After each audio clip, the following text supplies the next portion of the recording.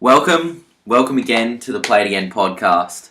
Unfortunately, Corey... You'll know we're missing a voice right now. Yes, we are missing a very iconic voice. Corey has passed away. Oh, yeah. He's dead to us. He couldn't make it. He's too busy boating with his private school friends, I think. Yeah. Or something like that. Boating on his private yacht. Yep. So he's dead to us. But positives, if you haven't listened to Play It Again podcast, which, you all have, you're all avid listeners returning, this is probably a good place to start. There'll be a lot less political talk, probably a lot less, Talk about feminism. Yeah, and Amy Schumer bashing. I feel there'll be a lot less of that. Maybe not because of Corey, maybe just because Amy Schumer's not in the news. It's not in the news. But yeah, hopefully you enjoy it. And next week when Corey's back, you'll have a big bloody shock. Yeah. All right. We'll get straight into news. This is an interesting one. So obviously, Pacific Rim Uprising is filming in our motherland at the moment. There has been pictures of cast and John Boyega's being seen in the Jaeger suit, so he's confirmed to be a pilot. But some interesting stuff is they've spotted Charlie Day on the set. Okay. Who's reprising his role in the first one. Yep. And Rinko Kikuchi, who's the female Jaeger pilot in the first one. Yep. They've seen her on set as well. And Carl Urban as well has been spotted on set. Okay. So, interesting cast. I don't mind it. I'm kind of happy to see Charlie Day. He was enjoyable in the first one. Yeah. But still Charlie Day's enjoyable in everything, really. Yeah, true. You He's can't kind of fault that. him. Yeah. I don't know. But Carl Urban... He's I just like him. Yeah. I just do enjoy seeing him in things. I'm pretty sure he's New Zealand as well, so he's... Okay, so that'll be a plot point, maybe? That'll be a plot point, yeah, hopefully. So that's probably one of the bigger pieces of news at the moment. Not much happening, but DC have released a 4K image of the Justice League. Yeah. I'm just not excited for it. No. So there's obviously no Superman in it because he's still dead in that apparently. movie, but I don't like the look of Flash. Aquaman looks fucking dope though. He's fucking he's huge, reigning over. He's at least another foot taller than everyone. He's and quite he's huge. large. Gal Gadot looks like she's been stunned in the bee in the face. It looks like her face has been shopped onto another actress's head and body. It's really weird to look at. It's really jarring. And Cyborg, interestingly enough, is just full. He's robot pretty much, apart from half of his face. Which I think, he's still technically a cyborg, I guess. But it's very different to what we're used to seeing. Seeing him in Teen Titans and and DC. He's half sort of body. Yeah, where he's just kind of straight down the middle. At least wear pants still, because I don't know. I'm quite conservative, so I'm getting very uncomfortable seeing him without pants. Yeah.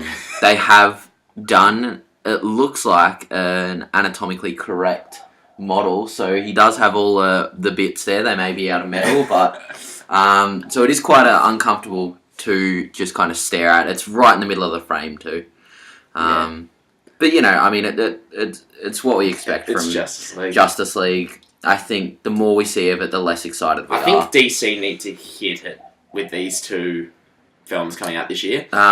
Reports are Wonder Woman's quite actually good. Yeah, it looks a very different tone from the trailers. Yeah, swirling rumours are though that Ben Affleck isn't too happy with how Batfleck is going. Yeah, well, I was watching Jimmy Kimmel last night, and he basically said he will be directing and writing the Batman film. Yeah.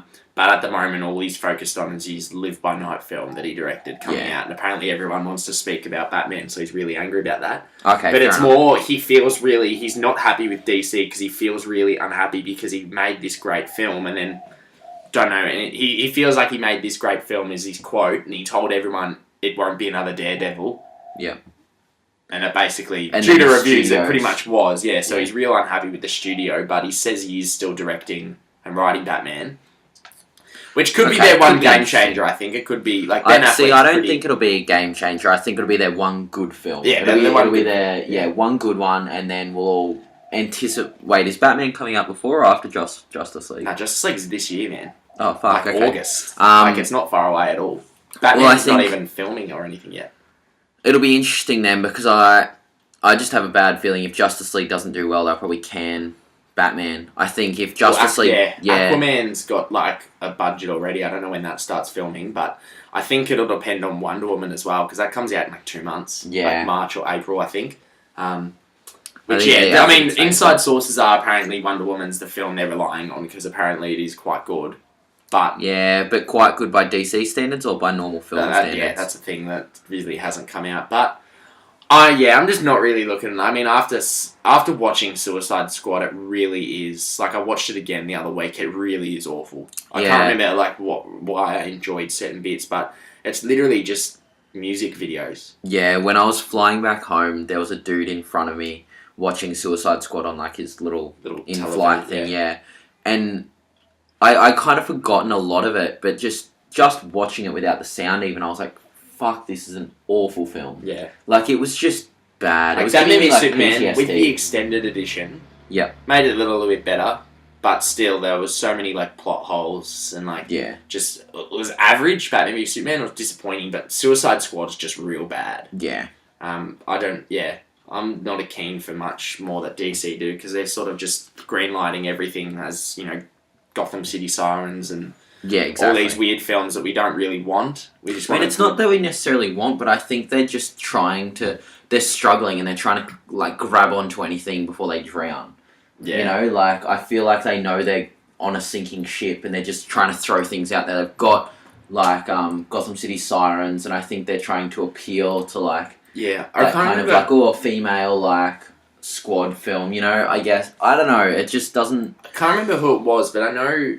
And DC appointed someone as like the Kevin Feige, Feige role. Feige. Yeah, I don't know. It's like Fiege, Feige or Feige. They appointed I think it was Jeff Johns or something. Yeah, yeah. They appointed him, and that was only 6 months ago. Yeah. So I don't know. He might have been overseen, but I think it's just they need to get rid of Zack Snyder, man. Like he's a good visionary, but I just feel that anything DC do, it's just gonna tarnish it. Like, I mean, it's like the Gotham City Sirens. Like, good on them for being like, we're gonna have like a full female cast superhero film. Yeah, but I honestly, I think that's why people are looking forward to Wonder Woman. Yeah, but it's similar to how we felt with Ghostbusters. We're like, good on them for doing it. But it was just a bad film, and that's when you're like, well, come on, we've got good all female films like Bridesmaids, like The Heat, stuff like that, like Spy. Where females are all the leads. The leads, yeah.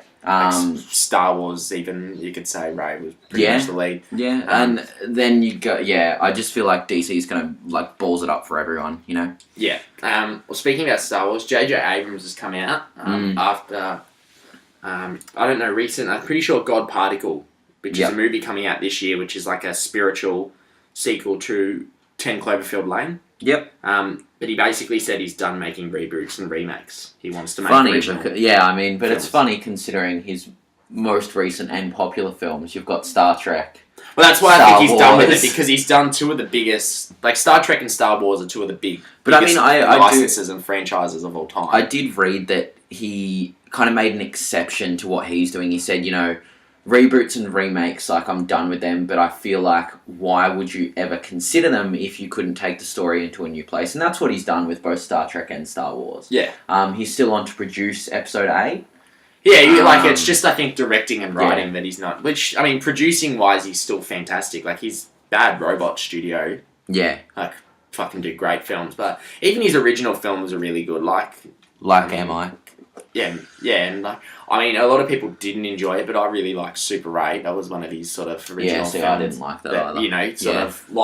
But it'll be interesting to see what he does, because he does produce a lot of TV shows as well. Yeah, he does quite a lot, TV-wise. But I don't really blame him, because I can imagine rebooting Star Wars would have been a huge thing. And I mean, as a kind of visionary, if you consider yourself an artist, you want to do original works. You don't want to keep just, And I'd imagine he has this whole backlog of projects that he'd love to get started on. So hopefully we see some more good stuff. Yeah, I agree.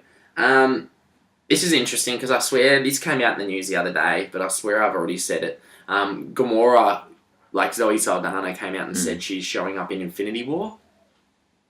Yeah, I don't know. I'm pretty sure I already said Guardians are showing up, and I didn't know. I know Chris Pratt said Like he's there. he will be in it, but I thought it just meant he said the cast. Guardians, but they've come out and said Gamora was confirmed in Infinity War.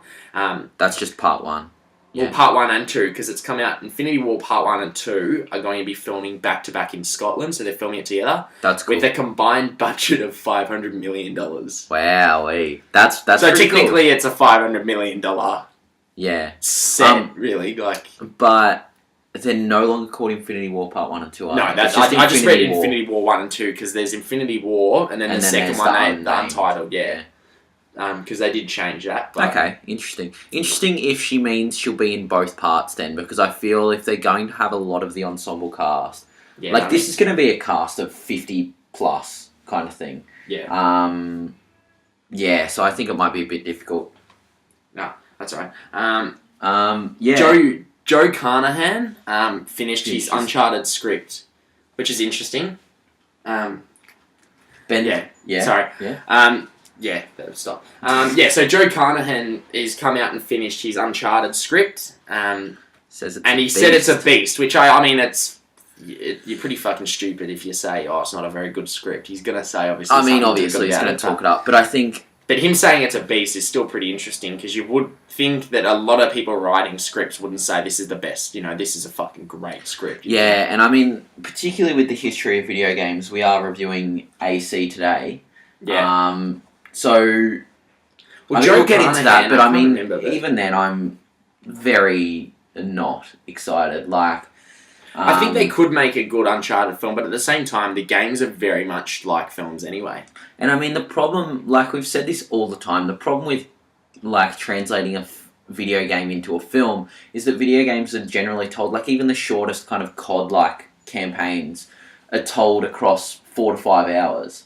Yeah. Like, you can't squeeze, like, that amount of narrative in. And because video games, as well, like, there's another big problem is, like, we've seen it in films like James Bond, Mission Impossible.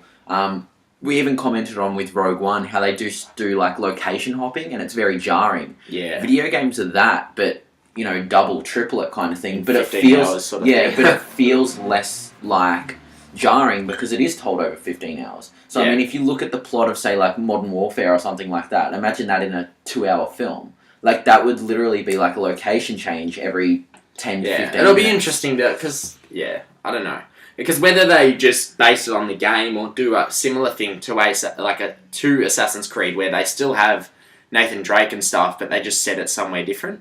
Yeah, They could do something like that, I'd imagine, but I do imagine they're just doing it based off the games, but I'm very hesitant with video game movies. I think they're pretty done. Agreed. After Assassin's Creed. This is actually really interesting. So, Logan is going to premiere at the Berlin Film Festival, which is actually really weird, because film festivals generally don't post big budget. I think the only ever film, I might be very wrong. Yeah. But the only film that I know of having a film at a film festival was Mad Max Fury Road, which showed at Cannes. The Berlin Film Festival, I think, is the third biggest film festival. Or something like that. So obviously Fox are pretty, they're backing confident. And I this mean, one. It'll have to be quite different tonally. Because Ryan Reynolds came out and said he's seen it and he will imagine he said it will win Oscars. Which, I mean, generally because he's still in the same company, he'll say something like that. He'll talk it up, but I mean, at the same time, you don't want to. Yeah, but I feel like Ryan Reynolds has like a bit of genuine to it. You can sort of tell. He's like, he like kind of believes in what he's doing, I guess. Like, I feel, I don't know, like just the fact that he came out like not too long ago, I was like, yep, the Deadpool I did in like X-Men Origins was shithouse, like. Yeah, he comes out and says when his films suck, and it's like, he's very meta about himself. Yeah, which is quite good to see. So hopefully, I mean, I really liked the Logan trailer. I remember I saw it just the day before it came out. Like, we got it at work and loaded it up. I'm excited to see it, but at the same time, I'm hesitant because X-Men are very hit and miss. I think they've been pretty good the last few years. Pretty good last few years for sure, yeah. This is really interesting. Disney are going to receive a $50 million payout for the insurance payout for Carrie Fisher's passing. which I think is a very smart business move for them. Of course, I like mean, they will have insurance. They have on massive insurance policies on all of them. all that for sure. But 50 million's fuckload. Like depending, it'll be interesting to see though, like what happens with her in episode 8. It'd be interesting to see what they Or do because I know they got a heap of writers the other day, a heap of people in a room just to figure out what they're gonna do with her character between episode 8 and 9 kind of thing. Yeah, I mean, I'm assuming that she survives episode 8. She's supposed to have a huge role in episode 8. I'm assuming she would. Yeah, because it's still a Skywalker legacy. Because I definitely feel like she would have been in episode 9 because, like you just said, it's the Skywalker legacy film. Yeah. So. Yeah, I feel like she would have. It'll be interesting. I don't know if I want CGI. I don't know, but I don't know if the story by would have to then change the CGI, radically. yeah, if they take her out. But the thing is, when this comes out, episode 9, which will be in another 2 years. 2? Yeah, 2 years. 2 pretty much 3. You're talking about 35 months.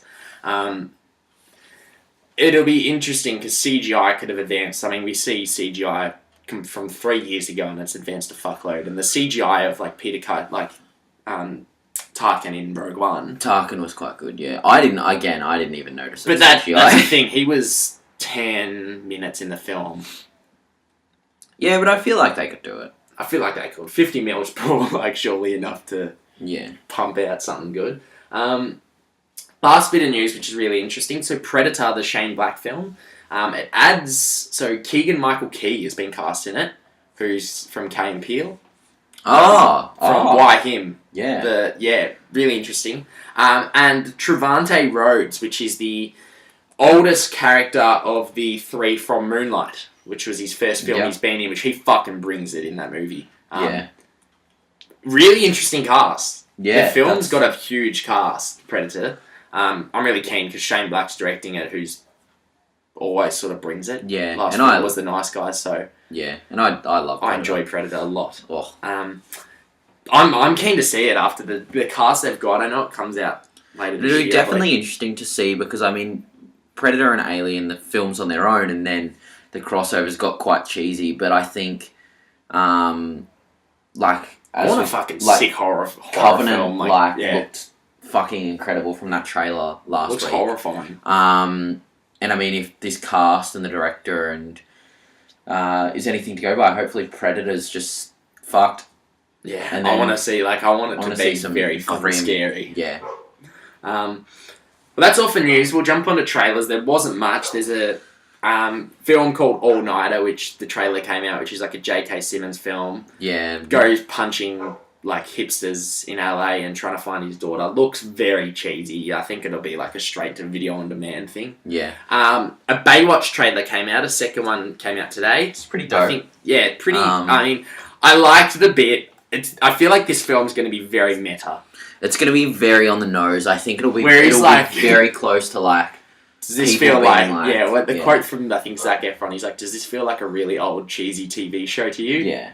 It's like something things like that. It'll be like really enjoyable. Like I don't know. Well, I've never seen the TV show, so I didn't know what to expect when the first trailer came out. I like the look of it. I think it'll just be very on the nose, and it'll be what we've come to expect from both Efron and The Rock. I think. Yeah. Very. Central Intelligence, similar to that, like Bad Neighbours vibes. I feel it'll be quite. Yeah, it'll be turn it up a bit. Yeah, it'll be quite raunchy as well, I reckon. But it's what you've sort of come to expect. Yeah. Last trailer, Pixar. Boys. Kapoom. Pixar released a Cars 3 trailer. So this is basically just like 30 seconds on top of the already existing teaser. It's a bit longer. I feel like it gave me a lot more to go off. It gave you at least another... Yeah, but I forgot the bad... Like, not the bad guy, but the racer's name. And he's played by... He's Storm. Armie Hammer. Oh, yeah, no, I already have. Has an alright... I mean, he's got a very soothing voice for animation, I would imagine. Like, weirdly, like, his voice is very deep and, like, calm. Like, when you hear him talking, it's just, like, that weird. So I think it would be suited well for sort of, like, a villain type. It'll be interesting. I think this will probably, by the looks, it'll close up the Cars films. It looks to be Well, they said they wouldn't make it if they didn't have another story to tell. Yeah, I think... That's very much Pixar at the moment.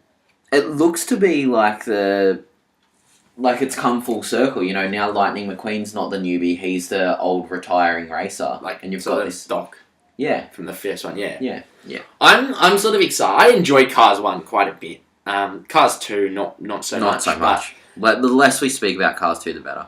Yeah. I mean, the film could be like, I'm excited for it. The film could be great. It could be okay.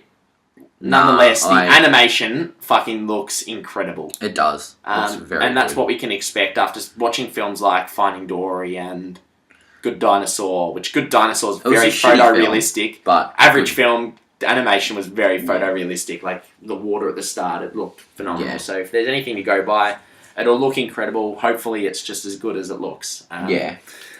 But that's all for trailers. There hasn't been much happening. Before we get into movies, you might quickly touch on some Golden Globes. So Golden Globes were on the other day.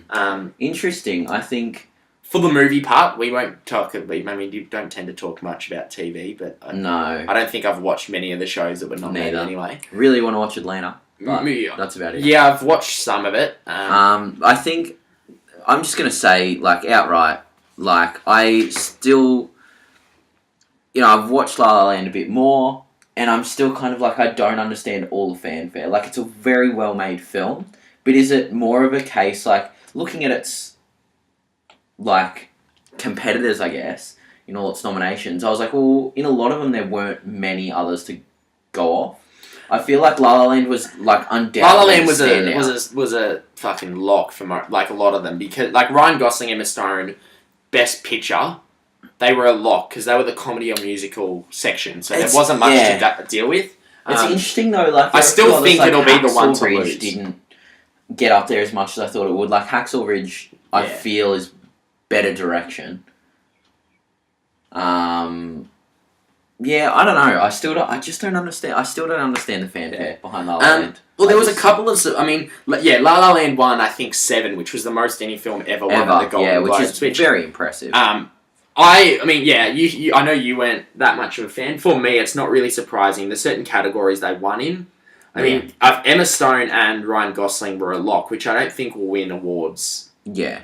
Other than these ones, because it's a comedy or musical, so they don't have much to sort of combat with. But interestingly enough, Mahershala Ali for Moonlight, who's won pretty much every award under the sun, lost at the Globes to Aaron Taylor-Johnson in Nocturnal Animals. I'm not taking anything away from Aaron Taylor-Johnson. He was phenomenal in Nocturnal Animals. Only in it for 20 minutes. Same with Mahershala Ali or whatever. Do you think, how many things was Moonlight nominated for? A lot. Well, because they won 1. Yeah, that's interesting. Then, do you think we'll see a similar outcry as we did 2 years ago, the Academy Awards? I think that's. I don't know. I think it's La La Land's the one to beat. Like, it's the one that will lose it. If anything, I don't think Moonlight will win it. I think it's the one. La La Land is the one to beat at the moment. It's getting all the momentum. Only other sort of weird one I can think of is Isabelle Huppert.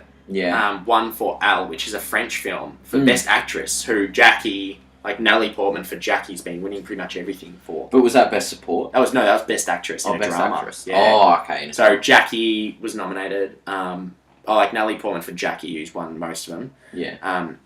Which I mean, when does Jackie come out here? Tomorrow.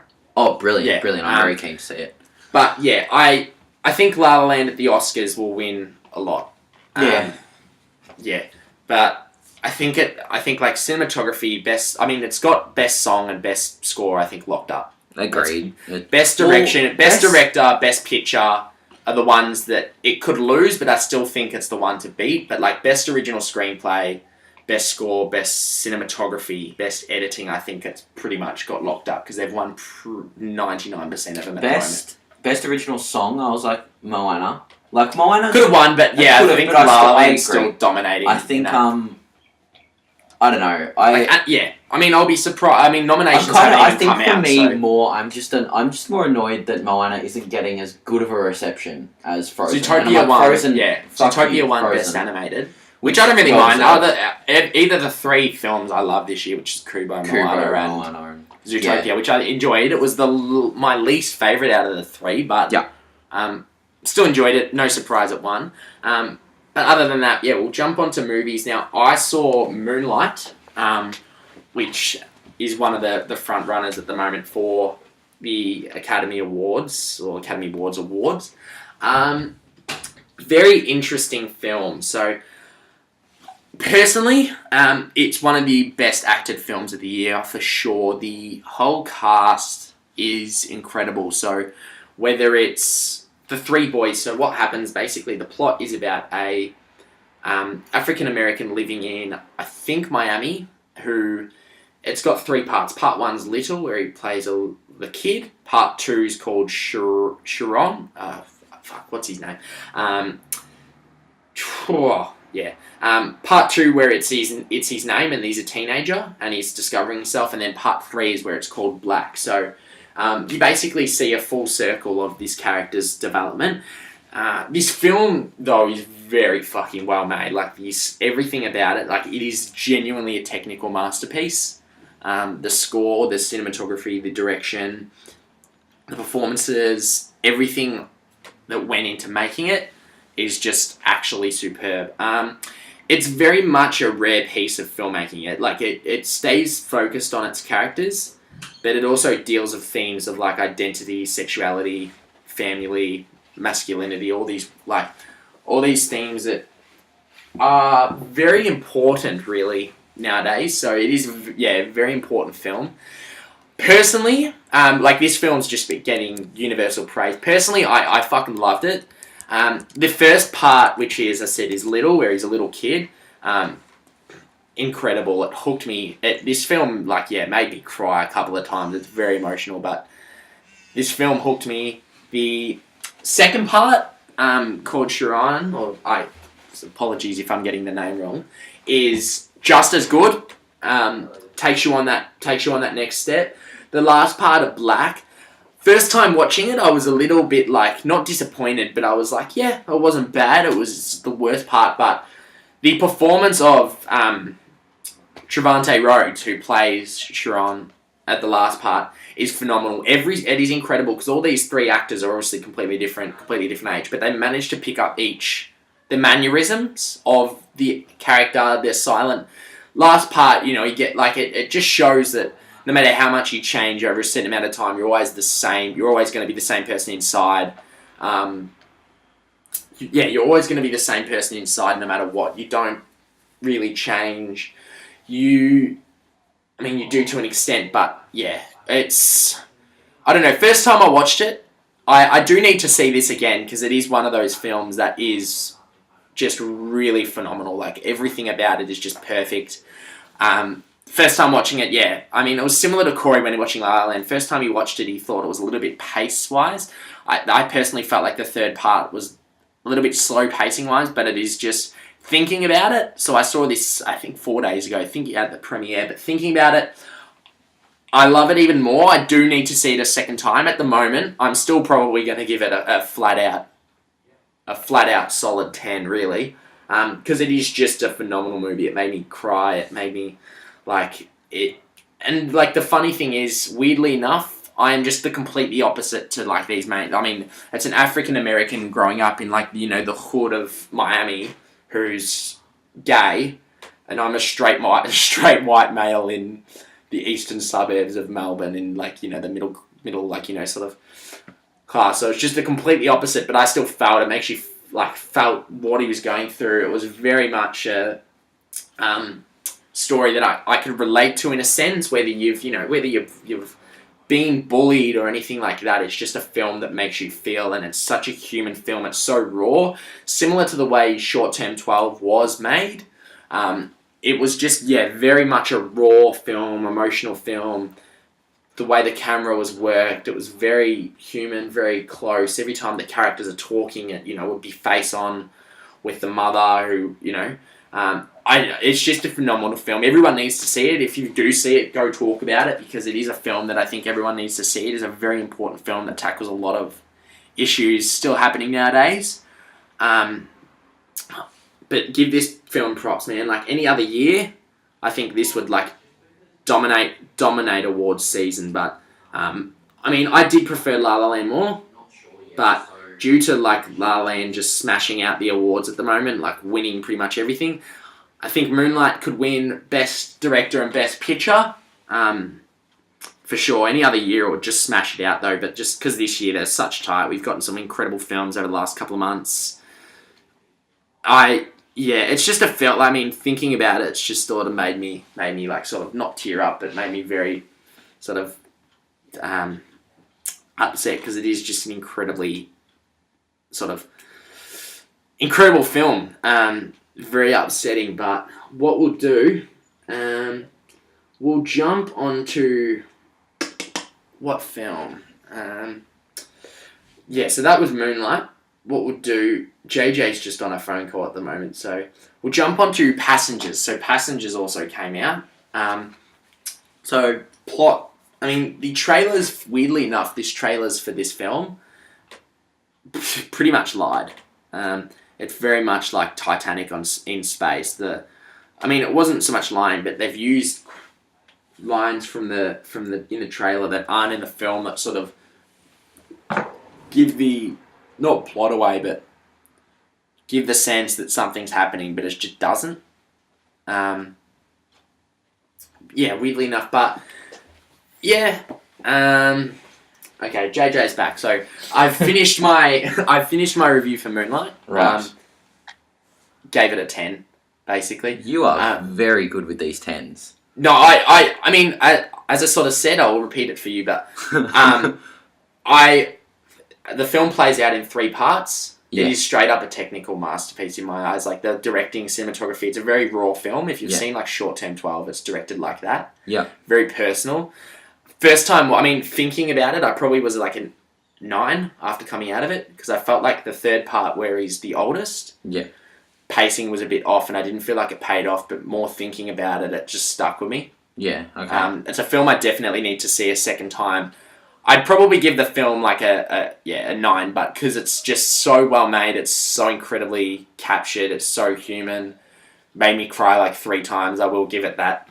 It is a film that everyone needs to see. It's very important. As I said, it tackles a lot of problems in society, whether you've been a victim of bullying, like a... Yep. As I sort of said, it's completely different. The main character's a African-American gay male in the hood of Miami, and I'm a straight white male in the eastern suburbs of Melbourne, so it's not really, Yeah. But incredibly, Barry Jenkins allows you to relate to the cast so perfectly. Yeah. So what I quickly started talking about is Passengers. Yes. Not an awful film, not a great film. As I said, the trailers sort of lied a little bit. They don't really, spoilers, but they don't really wake up together. Yeah, spoiler alert. Spoiler alert. They don't really, we're sort of doing this about 10 days after it came out because we sort of did our top 10, but spoiler alert, weirdly enough, they don't wake up. It's really quite creepy. I'd probably... and they don't really address that enough, I feel like it. They kind of just brush it over. Like, Jennifer Lawrence is angry for a bit, and then they just move on, and she...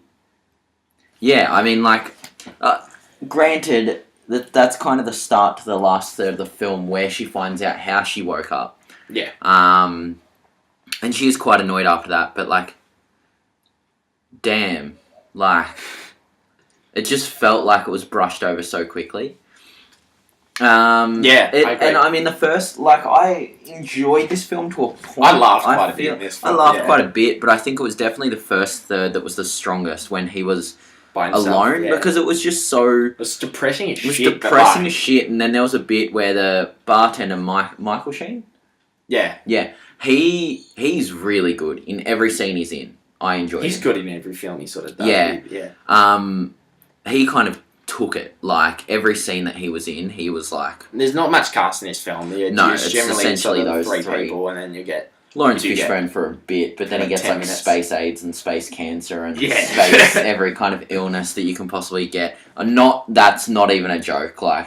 They scan his body and it's like, you've been found with 600 illnesses, and it's like, this is a cop. See you later, mate. See ya. Weirdly enough, this film... I think the director, I can't remember her name, but he directed The Imitation Game, which I really loved. I really liked that, yeah. But The direction's just very substandard. Like the performances are fine. There's nothing. They're fine. They're fine. There's nothing. But again, great, I think it was definitely the first third. The one set scene design's that I really was cool. Yeah, set design's cool. The one scene that I really enjoyed was where Michael Sheen was kind of like, where he's like, oh well, like, you know, why worry about what you could have when you can make the best out of what you do have? And then what follows is like a 5-minute montage of Chris Pratt growing a dope beard and then like playing Space Dance Revolution and shooting hoops. Like, that was the best part of the film. And then it just went down very quickly, I felt, after that. I mean, there's not really much to say with it, weirdly enough, because it's very much a standard film. It's a rom-com, almost, It's a rom-com, yeah. It's a rom-com in space. It's very much Titanic. Yeah, it's Titanic in space. Yeah. But I just find the plot... I enjoyed it for what it was. I thought it was going to be pretty bad from the trailers. There are really cool set pieces and, like, scenes. Yeah. Their gravity scene's really cool. But I felt the plot... It was pretty poor CGI, I felt. The CGI wasn't that great. The CGI was pretty weak. The actual plot itself just sucked, though. It did. When you go through the plot, if it wasn't in space, if they didn't have the people they had attached to it with the performances... I think it was If it wasn't Chris Pratt and Michael Sheen, I feel like the Jennifer Lawrence probably could have been played by anyone. Yeah, her character was just... Bland. What would you give it? Like a 5. Yeah, I'd probably give it like a 5. It was okay. It was not fine. Great, not bad. Probably don't know if I'd watch it again because I know Definitely the ending wouldn't, because the twist just sucks ass. Yeah. What we'll jump onto. So me and Corey touched on Allied last, I think, Boxing Day episode, which might be up by now, might not be. I'm not too sure. But we'll get JJ saw it. We'll get JJ to review it. And quickly touch on it. Yeah. It seems as though very much into remakes this week. We've had Titanic in space, and now we have Mr. and Mrs. Smith in World War II. It was just a fine film. I think Brad Pitt looks fine from like the neck up, and then there's a couple of scenes where like he's got his shirt flailed open, and you're like, oh, you've aged just like Jennifer. Just like Jennifer Aniston. And it's good to see that although they're not together, they still look quite similar underneath, all leathery. I don't know. There was just the twist. I think the trailer made it out to be a lot worse than what it was. The trailer made it seem very dramatic and very cheesy, whereas in the film it explains it. It's just another kind of minute in that scene. It goes into it a bit more in depth, and you're like, okay, I can get on board with this. I understand why, like, this all makes sense. Whereas before that, I think kind of going in, I was like, this film is fucking ridiculous, but where they said, you know, they gave Brad Pitt the reason why he has to kill Marion, I was like, oh, alright, this makes more sense. Okay, this is fine. There are some really cool scenes in it. There are some very, very cool scenes. The opening scene where they're in Morocco was like excellent. Yeah. Very well shot. The blood CGI, bit poor. What do you think about Brad Pitt's face? No, I'm thinking about the like in the first scene where they shoot the dude in the head, and it's like the little little bubbler coming out, and you're like, oh, this is a bit hammed up. Sorry, didn't know he was still Brad in the Pitt 80s. looked like 10 years younger though. Like I just said that. Like, so his neck up looked fine, but then there's a scene where he takes his shirt off, and you're like, Jesus, you're leather. Yeah. Like, and I just said him and Jennifer Aniston, they're not together, but it's good to see that they're still, you know, looking just as similar. I think, I kind of cared for the characters. I was on board with their like romance and stuff like that. It's just a decent sort of film that you could go see one day when it's like 40 degrees and you just want to go to aircon. Yeah. If you've seen sort of every other, like, I mean, if you've seen La La Land, Moana. Yeah, I'd probably give it maybe a... I think Corey gave it I can't remember what I gave it. No, Corey enjoyed it. Yeah, it was good, but it was just kind of like throwaway. It was a decent blockbuster. Yeah. Nothing really that interesting about it, though. Yeah. No, I'll give you that. Last film, Assassin's Creed. I'm not... see, I enjoyed it more than you did. Yeah. Definitely. I saw this sort of not expecting. Obviously, it came out in America 2 weeks before. Reviews are already out. So, I mean, we knew it wasn't going to be a good film by any means. So I just lowered my expectations quite a bit. I was very disappointed, like, even with the sort of low expectations. Reason being, the plot sucked a lot. The film was pretty much, I mean, the script is just really, really bad. Yeah. There are some lines which are awful, some scenes which are just really badly done. Most of all, like the direction, the cinematography's incredible actually. Like some of the scenes are really fucking good.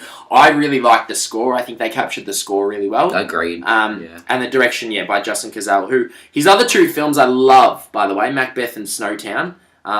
So I was really looking forward to this film. Like I know that he can direct a fucking solid movie. Yeah. I think what the problem, like the performances were really average. I think they wasted. Brendan Gleeson's in this film for like 5 minutes, who's a fucking incredible actor, and they wasted him away. Yeah. But from the start, I just wasn't invested in these characters. It's just a very weird sort of way to begin the film, in my eyes, because it begins much the same as Unity in Assassin's Creed 3. Begins very similarly. You kind of in the modern day. Yeah. The start, I was just like, yeah. I think if you're a fan of this series, you'll find things enjoyable. To enjoy, yeah. I found things to enjoy. Some of the sequences were fucking sick. Don't get me wrong. I think we disagreed on some of the editing that they did. So, I mean, I'm sure we've mentioned it before, and a lot of people know there's that scene in Taken 3, how that's 14 cuts. 14 cuts in like 6 seconds. It's just him jumping over a fence. Now, I went in expecting similar editing, but I think the editing was quite good in the fight scenes where you've got like the Brotherhood fighting off all these soldiers. It cuts, and it cuts quite rapidly, but it's not like cutting down at their ankles and like panning up. It's just a full body shot of them fighting. It's just rapidly switching between all the assassins. It can be a little, like if you blink you might miss one of them, but really they're all just like one dude will stab a dude, they're not awful edits like Taken, they're very rapid. My problem with the editing was when he went into the Animus, which I fucking hated. The Animus, you're very much going to like it or dislike it in this film. There's no I'm not a middle. fan. I'm not a fan. I would prefer it much if he just went into the sleeping chamber, went to sleep. Full blown, just in the Animus sequence would have been a lot better. My problem with the editing wasn't particularly the editing of the whole film. It was just certain sequences. Like, there's a sequence when he does the leap of faith, and you're like, fuck yeah, this is, like, pretty cool. Does a leap of faith, and then before he, like about 3/4 of the way down, it just cuts to Michael Fassbender in the Animus, and then jump down and punch the ground, and I'm just like, well...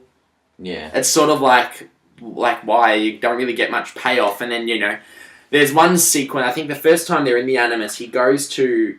jump onto someone and hidden blade, like get the hidden blade and stab them in the neck, and it shows him like about a 10 centimeters away from the guy, and then it cuts to him Michael in the Animus again, and I'm just like, you don't get payoff for like it feels the it kind of takes you away at the last second. I think narratively maybe they did it to show the bleeding effect, because that was something that we learned about in the games right at the end. Yeah.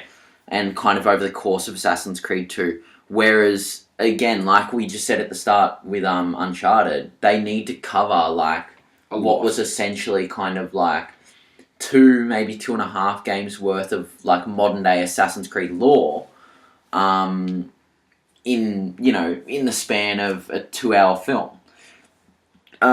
So I think that conveyed the bleeding effect quite quickly and how he can pick up these skills immediately. But yeah, it was kind of a bit disappointing when you were wanting like his Spanish Inquisition like assassin relative or whatever to crash down upon this soldier, and then it just cuts to Michael Fassbender like in the Animus, kind of just like playing pretend. It was yeah.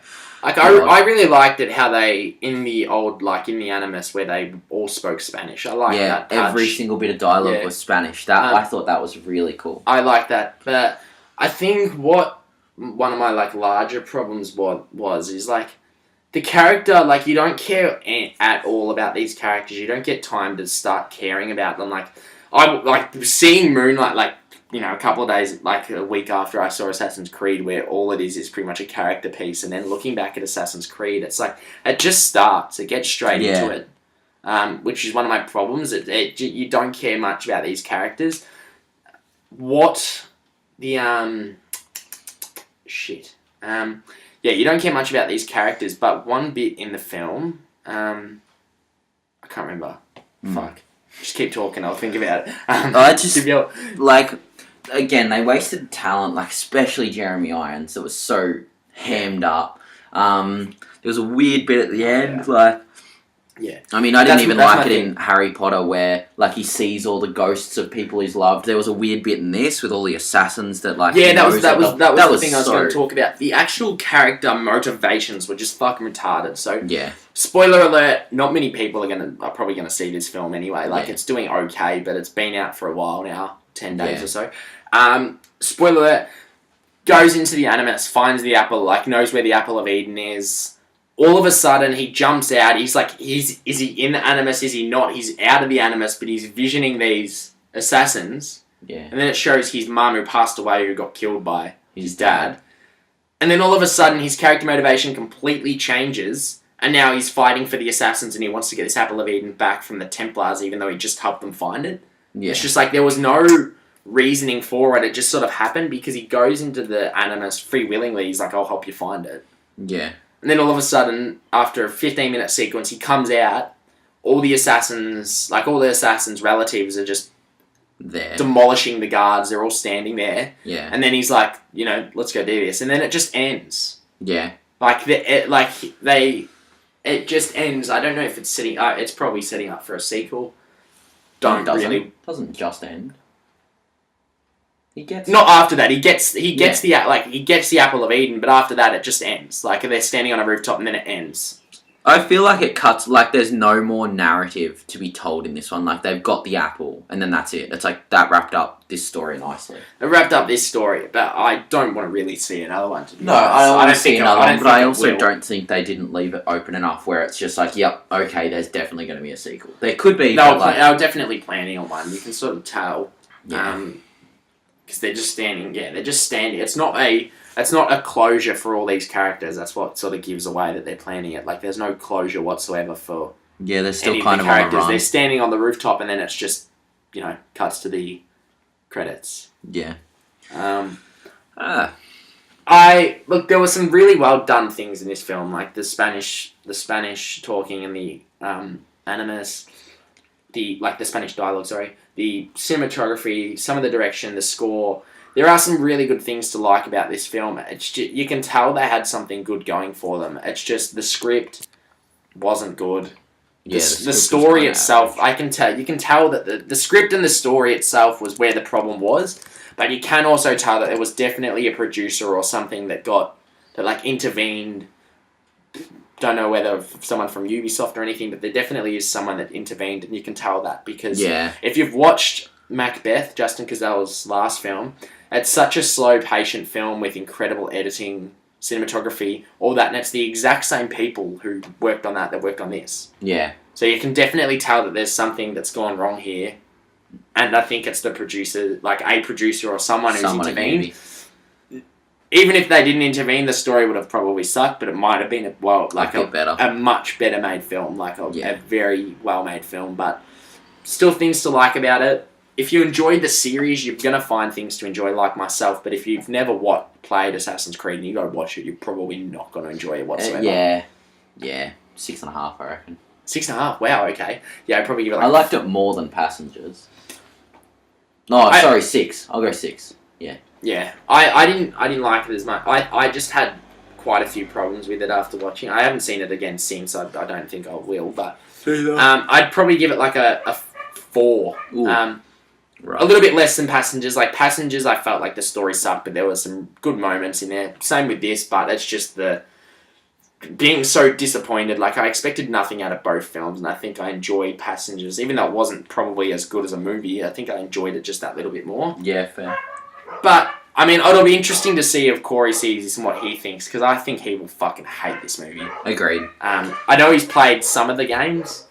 I know he's played some of the games, but yeah, not sure. Now, out next week, we've got a couple of films, so Corey will be back for next week's pod. We've got Jackie. I'm really keen to see that.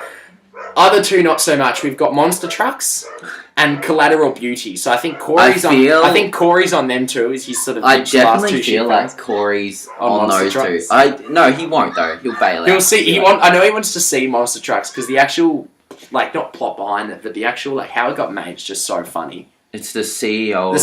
The son of a 6-year-old son of the Paramount, I think, CEO goes, "Dad, this is like a cool idea," and they go, like, he's like, "Yeah, we'll make it."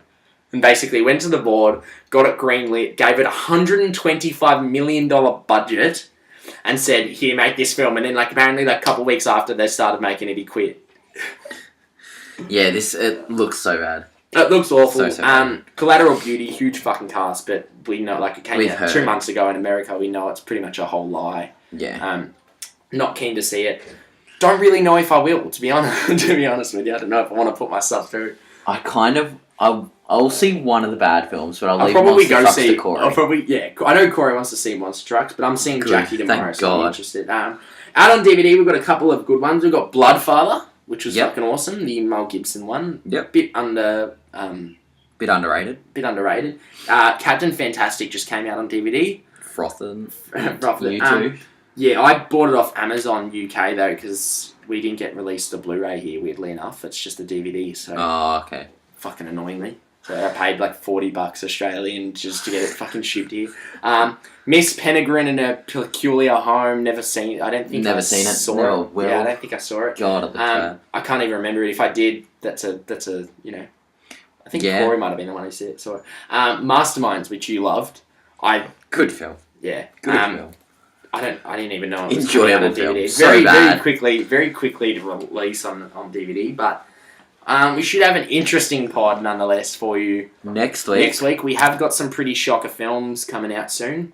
After that we've got like XXX and so the next few weeks it's going to be a but then we're going to have some rippers in Feb, so we'll get straight back into it. Yeah. All right. Catch you later.